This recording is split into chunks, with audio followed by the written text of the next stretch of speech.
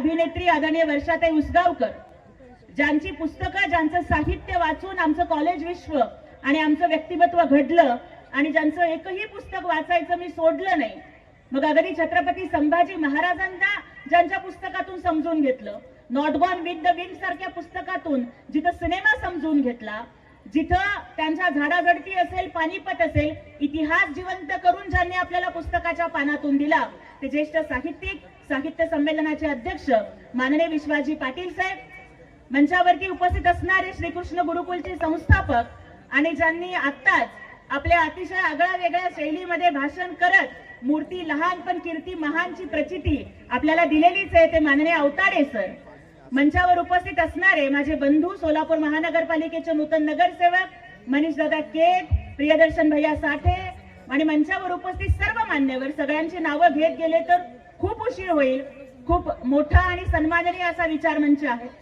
सर्वप्रथम तर माननीय अवताडे सर, श्रीकृष्ण गुरुकुल आणि त्याबरोबरच आपल्या सर्वांचं मी मनापासून आभार मानते की सोलापूरची एक लेक, सोलापूरच्या एका छोट्याशा वस्तीमध्ये गोरगरीब आई बापाच्या पोटी जन्माला आलेली पोरगी, जिचा संघर्ष तुम्ही बघितला, जिला कधी तुम्ही सूत्रसंचालिका म्हणून बघितलं, कधी तुम्ही प्राध्यापिका म्हणून बघितलं, कधी वक्ता म्हणून बघितलं, कधी प्रवक्ता म्हणून बघितलं, आज आपल्या सोलापूरची मुलगी राज्यसभेची खासदार बनून जातेय, तेव्हा तिचा सत्कार करण्यासाठी तुम्ही मला बोलावलं, याबद्दल तुम्हा सर्वांची, श्रीकृष्ण गुरुकुल आणि अवताडे सरांची मनापासून ऋणी आहे.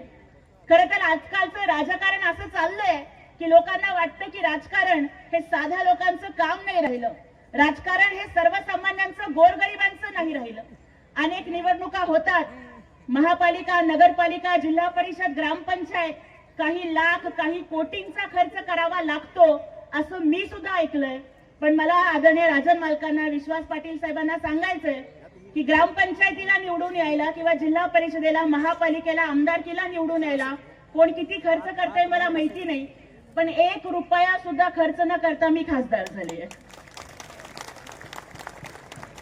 मला जर कोणी महापालिकेची निवडणूक लढवा म्हटलं असतं तर तेवढेही पैसे माझ्याकडे नव्हते. पण सोलापूरच्या एका मागासवर्गीय, गोरगरीब, कष्टकरी आई बापाच्या पोटी जन्माला आलेली पोरगी जर संघर्ष करतीये, जर गरिबीशी, उपासमारीशी संघर्ष करत ती 12वीच्या बोर्डात पहिली येते, जिची मातृभाषा तेलुगू आहे, ती BA आणि MA इंग्लिश लिटरेचर मधून करते, PhD करते, सेटनेट करते, अनेक सभा गाजवते, निवेदन करते आणि आपल्या पक्षाची भूमिका प्रामाणिकपणानं मांडते, हे बघून महाराष्ट्र राज्याचे लाडके भाऊ उपमुख्यमंत्री एकनाथजी शिंदे साहेबांनी ठरवलं की आतापर्यंत राजकन्या खूप दिल्लीला गेल्या, आता आपण संघर्ष कन्याला दिल्लीला पाठवूया. आणि जे राज्यसभेच्या फॉर्मचं डिपॉझिट भरावं लागतं ते सुद्धा आदरणीय एकनाथजी शिंदे साहेबांनी भरलं. आणि मला की एकेकाळी सोलापूरच्या शाळेमध्ये जात असताना माझ्या पायामध्ये चप्पल नसायची आणि अनवाणी पायानं गल्लीत सोलापूरच्या सडकेवर चालणारी पोरगी आज दिल्लीत जातीये. तुम्हा सगळ्यांच्या आशीर्वादामुळं हे शक्य होतंय. तुम्हा सर्वांच्या पुढे नतमस्तक होते आणि माझी जात न बघता, माझा बाप काय करतो, माझी आई काय करते, माझ्याकडे किती संपत्ती आहे हे न बघता, माझं शिक्षण, माझी हुशारी, माझं वक्तृत्व आणि माझा अभ्यास बघून ज्या लोकनेत्यांनी मला ही संधी दिली, त्या आदरणीय एकनाथजी शिंदे साहेब आणि श्रीकांत शिंदे साहेबांचं मी मनापासून आभार मानते.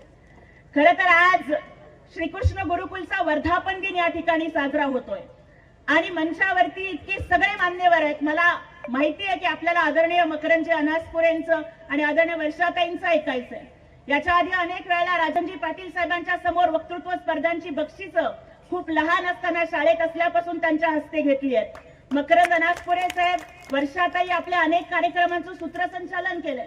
आज भूमिका बदलली आहे, एका वेगळ्या भूमिकेतून तुमच्या पुढे येत असतानाही माझ्यातली प्राध्यापिका आणि माझ्यातली शिक्षिका आज जागी होतीये, कारण समोर सगळे विद्यार्थी आहेत.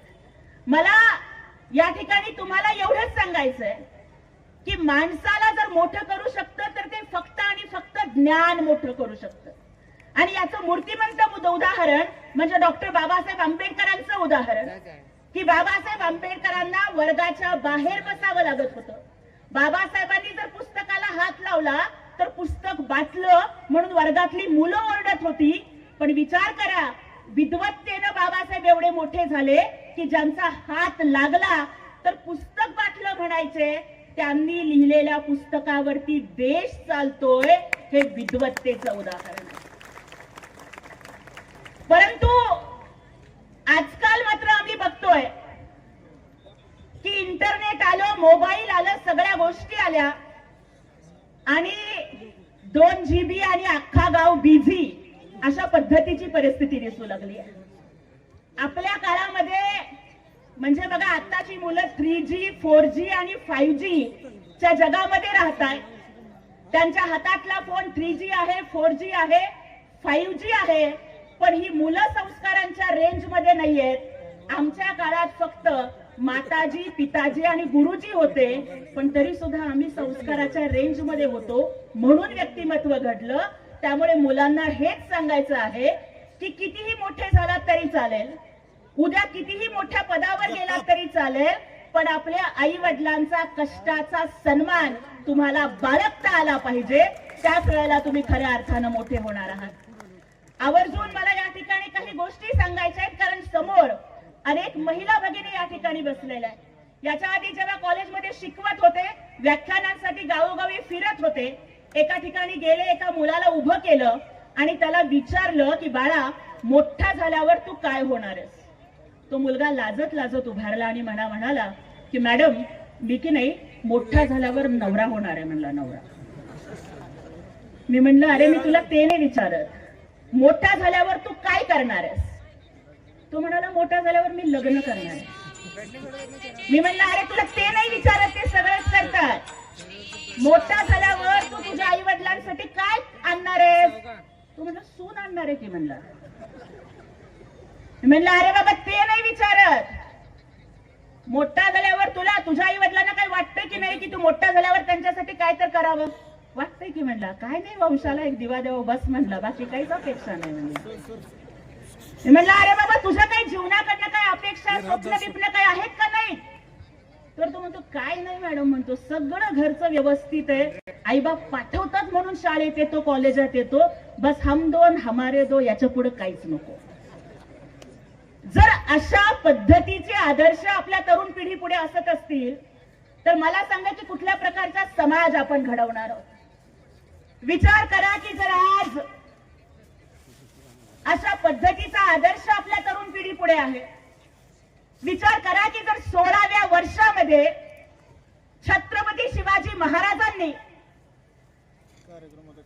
स्वराज्य निर्माण करण्याची शपथ घेतली की कोंबड्याचा बळी, बकऱ्याचा बळी देणारे आणि त्याच्या रक्तानं कुठल्या तरी देवतेला खुश करण्याचा प्रयत्न करणारे खूप लोक असतात, पण कोंबड्या बकऱ्याचा बळी देऊन नाही तर स्वतःचं बोट कापून स्वतःच्या रक्ताचा अभिषेक करून छत्रपती शिवाजी महाराजांनी स्वराज्य निर्माण करण्याची शपथ घेतली. तेव्हा त्यांचं वय 16 वर्षाचं होतं. ज्या वेळेला त्या औरंग्याच्या कैदेमध्ये 40 दिवस छत्रपती संभाजी महाराजांचा छळ होत होता, तेव्हा ते ऐन तारुण्यामध्ये होते, पण त्यांचे डोळे काढले तरी त्यांची नजर झुकली नाही, त्यांच्या अंगावरची चामडी सोलवटली पण ते कधी घाबरले नाही, त्यांची जीभ छाटली पण त्यांनी कधी जीवाची याचना मागितली नाही, त्यांचे पाय तोडले पण त्यांनी कधी त्या औरंग्यापुढे गुडघे टेकवले नाहीत. मग जर या महापुरुषांचा वारसा आपण सांगतोय तर आपल्यालाही कळालं पाहिजे की हे वय पुस्तकांशी मैत्री करायचं आहे, हे वय करिअरशी मैत्री करायचं आहे, हे वय स्वतःला काहीतरी घडवण्याचं आहे. आणि कधीच समजू नका की मी कुठल्या तरी श्रीमंत आई बापाच्या पोटी जन्माला आले तरच मला काहीतरी करता येईल. तुमची परिस्थिती तुमच्या स्वप्नपूर्तीच्या मार्गातला अडथळा कधीच बनू शकत नाही, क्योंकि सपने उनके नहीं पूरे होते जिनके बाप बड़े होते हैं. सपने उनके नहीं पूरे होते जिनके बाप बड़े होते हैं. सपने तो उनके पूरे होते हैं जो मेहनत पर अड़े होते हैं. तुम्ही फक्त मेहनत करण्याची तयारी ठेवा. जगातलं प्रत्येक स्वप्न हे तुमच्या पायाशी हजर असणार आहे. आणि त्यामुळेच विशेष करून मुलींना आणि मुलींच्या आई वडिलांना सांगायचंय आणि त्यातही मुलीच्या आईला सांगायचंय, हे वय असं आहे की अनेक वेळेला आरशात बघतो अनेक वेळेला वाटतं की आपणही छान दिसावं, वाटण्यामध्ये गैर काहीच नाही.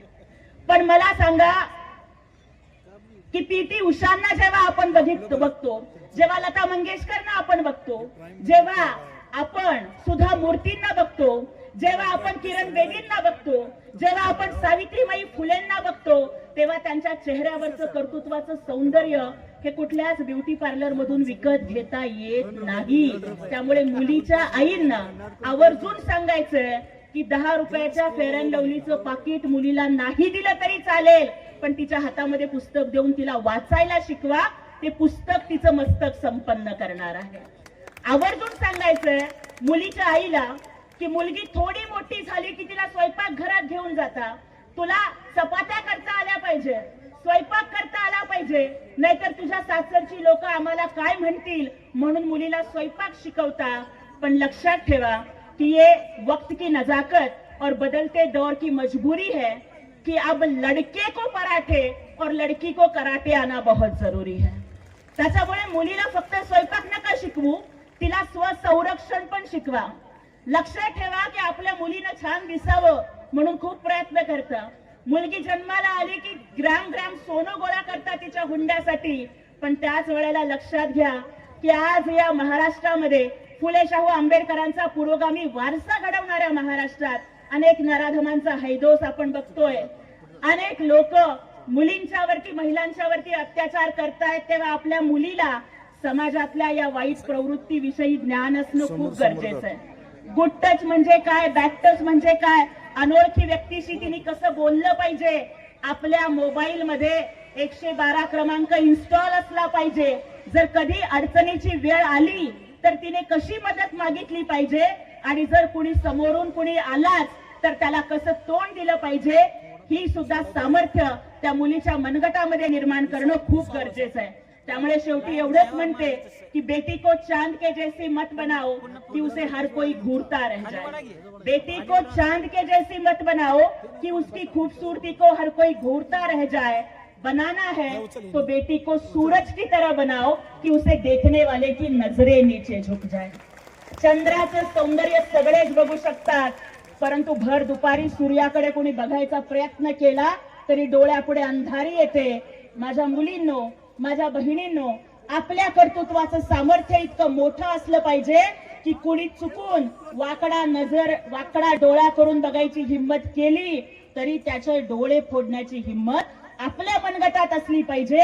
कारण तुम्ही आम्ही साध्या सुध्या नाही, आपण जिजाऊ सावित्री रमाईच्या लेकी आहोत. आणि या महाराष्ट्राच्या पोरी मनगटात फक्त बांगडाच नाही तर या मनगटात तलवारी पेलण्याची सुद्धा हिंमत आहे. हे पुन्हा एकदा इतिहासाला दाखवावं लागेल. खूप बोलत नाही, पुन्हा एकदा अवताडे सरांनी जर मला बोलावलंच तर त्यावेळेला नक्कीच तुमच्या सगळ्यांशी अभ्यासाच्या बाबतीत, व्यक्तिमत्व विकासाच्या बाबतीत, कम्युनिकेशन स्किल्सच्या बाबतीत संवाद साधेल. पण आज अनेक मान्यवरांना तुम्हाला ऐकायचंय, त्यामुळे माझ्या वाणीला विराम देते. पण एवढा शब्द या ठिकाणी देते की आजपर्यंत ज्या पद्धतीनं संपूर्ण सोलापूर जिल्हा माझ्या पाठीशी उभा राहिला, त्याच पद्धतीनं आजही मी खासदार झाल्यानंतर आपण माझं कौतुक करताय. इथून पुढचा माझ्या आयुष्याचा प्रत्येक क्षण या सोलापुरातल्या शेतकऱ्यांचे, कामगारांचे, महिलांचे, सर्वसामान्यांचे प्रश्न दिल्लीच्या पटलावरती मांडण्यासाठीच माझ्या आयुष्याचा प्रत्येक क्षण असेल. ज्यांचा आवाज भारत सरकारपर्यंत पोहोचत नाही, दिल्लीपर्यंत पोहोचत नाही, त्या सर्वांचा आवाज बनण्याचं काम मी दिल्लीला खासदार बनून गेल्यानंतर करेन. एवढाच शब्द मी तुम्हाला या ठिकाणी देते. पुन्हा एकदा माझा सत्कार केलात, कौतुक केलं, याबद्दल मनापासून आभार मानते आणि थांबते. जय हिंद, जय महाराष्ट्र, जय शिवराय, जय भीम. धन्यवाद ताईसाहेब. यानंतर ज्यांचा अभिनय म्हणजे महाराष्ट्राचा आनंद उत्सव आहे, असे अस्सल आणि मराठी भाषेचे कलाकार ज्यांचा अभिनय पाहता पाहता हसू थांबता थांबत नाही, शेवटी पुरेपुरे म्हणावं लागतं, असे सन्माननीय मकरंदजी अनासपूर साहेबांना विनंती आहे की त्यांनी सर्वांशी संवाद साधावा. सन्माननीय मकरंदजी अनासपूर साहेब, जोरदार टाळ्यांच्या गजरामध्ये आपण साहेबांचं स्वागत करायचं आहे.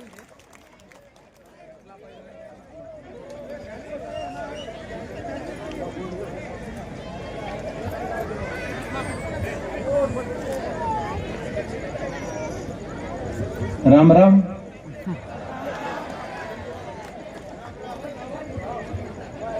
मंचावर हॅलो माईक चेक.